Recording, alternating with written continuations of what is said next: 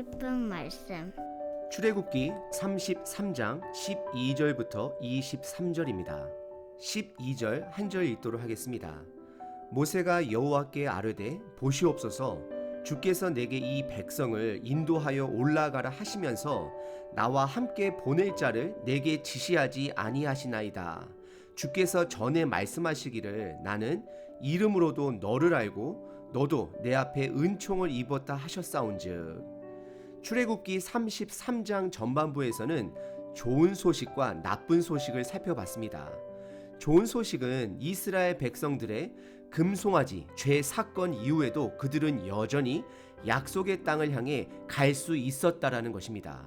하지만 나쁜 소식은 하나님이 그들과 함께 동행하시지 않는다라는 것이었습니다. 이런 상황 속에 모세는 하나님께 세 가지를 요청합니다. 그리고 하나님은 그의 요청을 그가 감당할 수 있는 부분까지 들어주십니다. 하나님은 항상 우리들을 배려해 주십니다. 하지만 우리는 우리의 수용의 크기를 깨닫지 못하며 내가 감당할 수 없는 것 이상으로 하나님께 요청할 때가 참으로 많습니다. 그럼에도 불구하고 우리가 간청할 때 하나님께서는 우리들에게 반응해 주십니다. 그리고 이 반응을 해 주신다라는 것은 우리들이 원하는 답을 주신다라는 뜻이 아닙니다. 우리들이 감당할 수 있는 범위 안에서 그리고 가장 선한 길로 하나님께서 인도하여 주시고 반응해 주신다라는 것입니다. 오늘 본문을 통해 모세의 간청과 하나님의 배려하심을 함께 살펴보도록 하겠습니다. 오늘 본문은 모세가 총 3가지를 하나님께 간청합니다. 첫 번째 그의 간청은 12절서부터 14절입니다. 우선 전 본문을 간단하게 먼저 살펴보자면 하나님께서는 이스라엘 백성들과 함께하지 않겠다 선포하셨습니다. 하지만 약속대로 그들이 가나안 땅에 들어갈 수 있도록 하나님께서 천사를 보내주신다 말씀하셨습니다.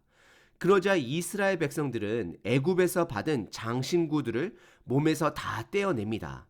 그것은 그들의 회개의 반응이었습니다.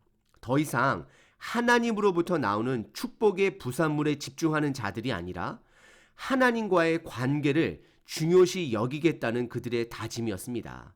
그리고 더 이상 그들 진영 안에는 구름기둥, 불기둥을 찾아볼 수가 없었습니다. 그래서 모세는 진영 밖으로 나가 회막을 만들어 거기서 하나님과 1대1로 깊은 대화를 나눴습니다. 그리고 오늘 본문은 모세와 하나님과 나눈 대화 중 중요한 부분을 우리들에게 보여주고 있습니다. 모세가 하나님께 드리는 첫 번째 요청은 천사가 그들을 인도하는 것이 아닌 하나님께서 직접 이스라엘 백성을 인도해 달라 요청하십니다. 그래서 13절에 내가 참으로 주의 목전에 은총을 입었사오면 원하건대 주의 길을 내게 보이사 내게 주를 알리시고 나로 주의 목전에 은총을 입게 하시며 이 족속을 주의 백성으로 여기소서라고 간청을 하고 있습니다. 여기서 주의 길이라고 하는 것은 주님께서 인도하시는 길을 말하고 있는 것입니다. 하지만 하나님의 대답은 14절에 단수 너를 사용하시며 이스라엘 백성이 아닌 모세 너는 내가 쉬게 한다 답을 하십니다. 그리고 모세는 이 요청을 할 때에 12절에 하나님께서 모세의 이름을 알고 너를 내 앞에 은총을 입었다 하셨사온즉 이라고 고백을 합니다. 이것은 하나님께서 모세와 관계를 시작하셨고 약속해 주셨으니 제발 천사가 아닌 하나님께서 직접 이스라엘 백성들을 이끌어 달라 요청하는 것입니다. 하지만 하나님의 답은 이스라엘 백성 전체가 아닌 모세만을 쉬게 한다 답을 하십니다. 그래서 모세는 끈질기게 두 번째 요청을 하게 됩니다. 15절서부터 17절입니다. 모세는 이스라엘 백성들과 함께 가지 않겠다는 하나님의 뜻을 깨닫고 15절에 다음과 같이 간청을 합니다. 모세가 여호와께 아뢰되 주께서 친히 가지 아니하시려거든 우리들을 이곳에서 올려 보내지 마옵소서라고 고백을 합니다. 즉 하나님께서 우리들과 함께 가시지 아니하시면 그냥 우리들도 가나안 땅에 들어가지 않고 여기 광야에 머물겠다 고백을 합니다.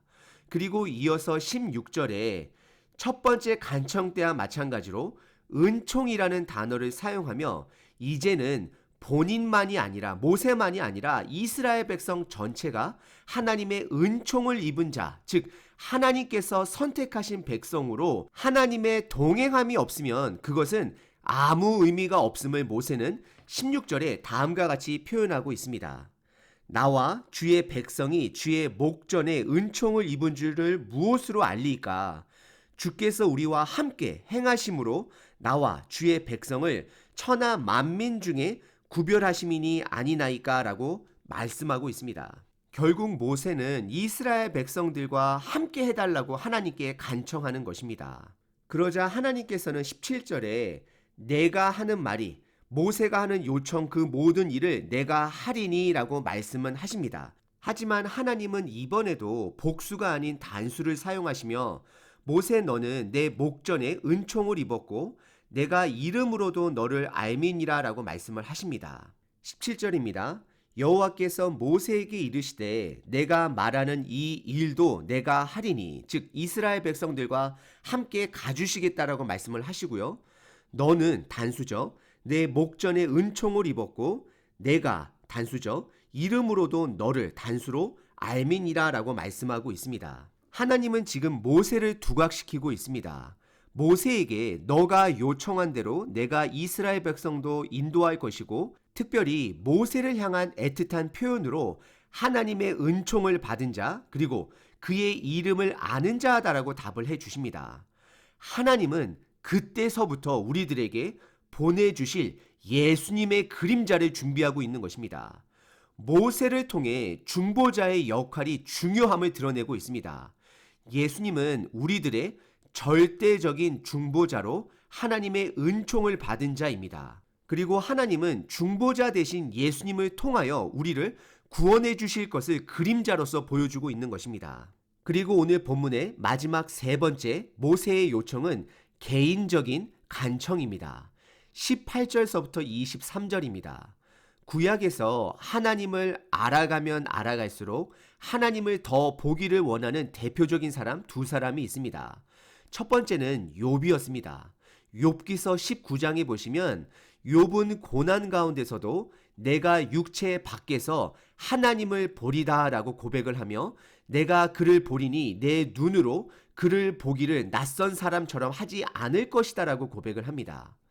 그리고 두 번째 사람은 다윗입니다. 다윗은 시편 17편 15절에 나는 의로운 중에 주의 얼굴을 배우리니 깰 때에 주의 형상으로 만족하리이다 라고 고백을 하고 있습니다. 그래서 모세 또한 하나님의 영광 보기를 간청하는 자가 됩니다. 이것은 모세가 하나님을 더 알고 싶은 갈망에서 나온 것입니다. 모세는 불타는 떨기나무에서 하나님의 음성을 통해 만났습니다. 그리고 애굽의 10가지 재앙 사건을 통해 유일하신 하나님인 것을 알아갔습니다. 그리고 시내산에서는 40일 동안 성막 만드는 과정과 제사장을 세우는 일과 제사법을 통해 하나님의 거룩하심과 동시에 그분의 사랑을 알아가고 있었습니다. 하지만 모세는 거기에 멈추지 않았습니다. 더 알고 싶다라고 18절에 다음과 같이 간청을 합니다. 모세가 이르되 원하건대 주의 영광을 내게 보이소서. 그동안의 영광 가지고는 만족하지 못함을 모세가 하나님께 간청하는 것입니다. 그러자 하나님은 19절서부터 23절까지 세 가지로 답을 해 주십니다. 첫 번째는 19절에 하나님의 선하심과 하나님의 하나님 되심을 모세 앞에서 다 보여줄 것이다 라고 설명을 해 주십니다. 그리고 두 번째 답은 20절에 하나님께서 얼굴이라는 단어를 사용하시며 내가 내 얼굴은 보지 못할 것이다 말씀하십니다. 왜냐하면 하나님의 얼굴을 보고는 살 자가 없다라고 말씀을 하십니다. 하나님이 그동안 모세에게 그리고 이스라엘 백성들에게 보여준 하나님의 임재는 절제된 제한적인 임재였던 것이었습니다. 예를 들어 출애굽기 24장에서 하나님은 모세와 아론과 70인의 장로들과 함께 화목제를 통해 음식 나누는 장면이 나오게 됩니다. 그때 성경의 표현은 이스라엘의 하나님을 보니 그의 발 아래에 청옥을 편듯하다라고 표현을 합니다. 즉 하나님의 발등상 정도의 모습으로 그들에게 하나님의 임재를 드러내고 있음을 표현하고 있습니다. 하지만 얼굴이라고 표현하는 것은 모세가 감당할 수 없는 하나님의 영광임을 말하고 있습니다. 우리들이 태양을 보고 싶다고 해서 우리가 볼 수 있는 것이 아닙니다. 그 빛을 감당할 수 있는 눈이 있어야 합니다. 하지만 우리들의 맨눈으로는 그것을 온전히 오랫동안 볼 수 없는 것입니다. 그리고 세 번째 하나님의 답은 그래도 하나님은 모세의 개인적 간청 앞에 최대한 그가 감당할 수 있는 하나님의 영광을 보여주시겠다 말씀을 하십니다. 그래서 그 설명을 하나님은 모세를 우선 바위 틈 사이에 세우십니다. 그 이유는 모세를 보호하기 위함인 것입니다. 그리고 22절에 하나님의 영광이 지나갈 때에 하나님의 손으로 그를 잠시 덮었다가 손을 거둘 때에 하나님의 등을 볼 수는 있지만 얼굴은 볼 수 없다라고 말씀을 하십니다. 이것은 실질적으로 하나님의 손이나 얼굴을 말하는 것이 아니라 모세가 이해할 수 있도록 모세의 입장에서 하나님께서 설명해 주시는 것입니다. 이것은 하나님의 배려가 되는 것입니다. 예수님의 제자들 중 모세와 같이 하나님을 보고 싶은 간절한 마음에 요한복음 14장 8절에 빌립이란 제자가 다음과 같이 요청을 합니다. 빌립이 이르되 주여 아버지를 우리들에게 보여주시옵소서. 그리하면 족하겠나이다, 만족하겠습니다라고 고백을 합니다. 그러자 예수님께서 답하시길 빌립아 내가 이렇게 오래 너희와 함께 있으되 내가 나를 알지 못하느냐? 나를 본 자는 아버지를 보았거늘 어찌하여 아버지를 보이라 하느냐라고 답을 해주십니다. 그렇습니다. 예수님은 하나님 아버지께서 그분의 영광을 온전히 보이기 위해 우리를 배려하셔서 인간의 몸으로 보내주신 하나님 그분의 자신인 것입니다. 예수님의 제자들은 예수님을 통해 하나님과 식사하고 질문하고 답하고 친구와 같이 대화할 수 있었습니다. 저와 여러분들도 마찬가지입니다. 비록 우리들에게는 육신의 예수님은 이 땅에 없으시지만 예수님께서 성령님을 보내주시고 성경 말씀을 통해 예수님을 만날 수 있도록 도와주십니다.